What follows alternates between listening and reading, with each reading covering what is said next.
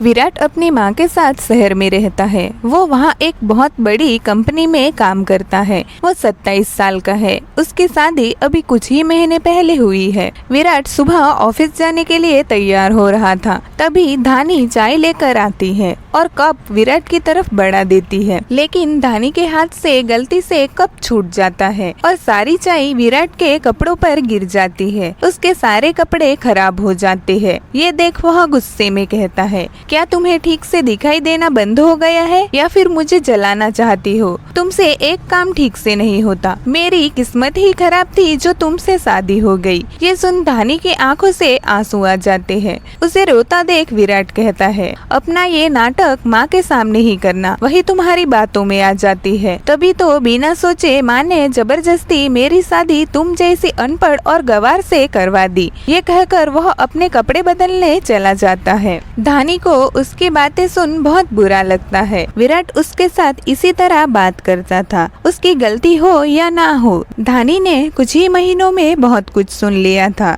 उसे बुरा जरूर लगता था, लेकिन धानी उसकी बात को दिल से नहीं लगाती थी। वो अपने आंसू पोंछती है और किचन में चली जाती है। विराट भी थोड़ी देर में तैयार होकर ऑफिस चला जाता है। शाम को जब विराट घर आता है तो खाने की खुशबू आती है। विराट समझ जाता है कि आज धानी ने खाने में आलू की सब्जी और पूरी बनाई है, क्योंकि वो विराट को बहुत पसंद है और ये बात धानी जानती थी। वो हफ्ते में एक बार तो पूरी और आलू की सब्जी जरूर बनाती है। विराट घर के अंदर आता है और अपने कमरे में फ्रेश होने चला जाता है। फिर वह अपनी माँ के कमरे में जाता है। थोड़ी देर वह बातें करते हैं। विराट अपनी माँ से बहुत प्यार करता है। वो अभी बातें कर ही रहे थे कि धानी आके बताती है कि खाना बन गया है। थोड़ी देर में सब खाना खा रहे थे। खाना खाते हुए विराट की माँ कहती है, धानी बेटा खाना बहुत अच्छा बना है। धानी अपनी तारीफ सुन खुश हो जाती है। वह विराट की तरफ देखती है, लेकिन वह कुछ नहीं कहता। धानी सब काम बहुत अच्छे से करती है। वो एक बहुत ही अच्छी बहू और बीवी है, लेकिन विराट को आधुनिक लड़कियां पसंद है जो उसके काम में मदद कर सके, जिसे वह अपनी ऑफिस के पार्टी में लेकर जा सके। लेकिन वो धानी को कैसे लेकर जाता? उसे तो इंग्लिश का एक शब्द तक बोलना नहीं आता था। खाना खाने के बाद सब अपने कमरे में चले जाते हैं। अगले दिन विराट ऑफिस चला जाता है तो पता चलता है कि एक नए प्रोजेक्ट में उसकी पार्टनर लिली है। वो अपना काम करने लगता है। अब विराट और लिली में ज्यादा बातें होने लगी थी। वो दोनों एक दूसरे को पसंद करने लगे थे। विराट अब ऑफिस में ही ज्यादा देर रुकने लगा था।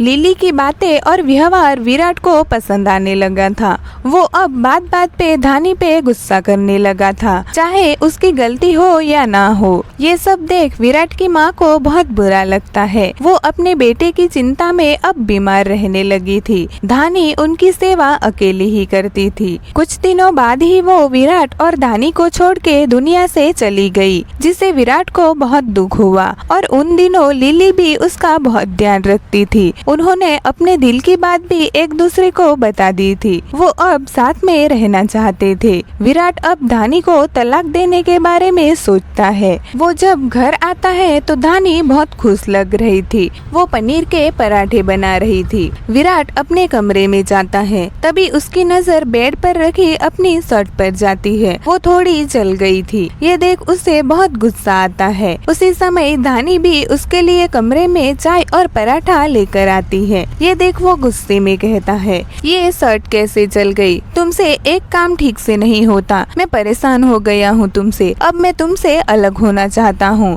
ये कहकर वो तलाक के पेपर उसकी तरफ फेंककर घर से निकल जाता है। दूसरे दिन विराट जब घर आता है तो सब कुछ बिल्कुल शांत था। किचन भी बिखरा हुआ था।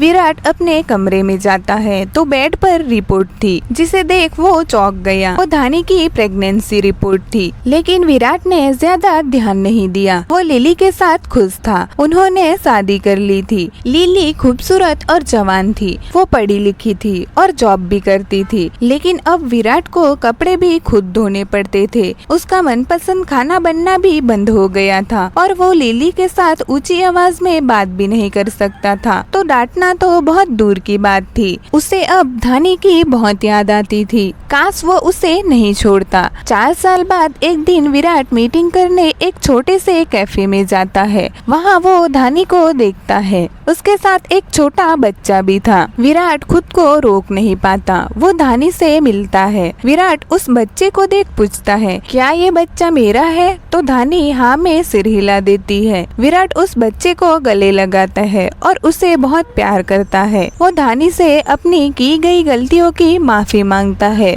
और उसे अपने साथ चलने को कहता है। तो धानी कहती है, अब बहुत देर हो गई है, मैं अब आपके साथ नहीं रहना चाहती, मैं अपने बच्चे के साथ बहुत खुश हूँ। ये कहकर वो अपने बच्चे को लेकर चली जाती है।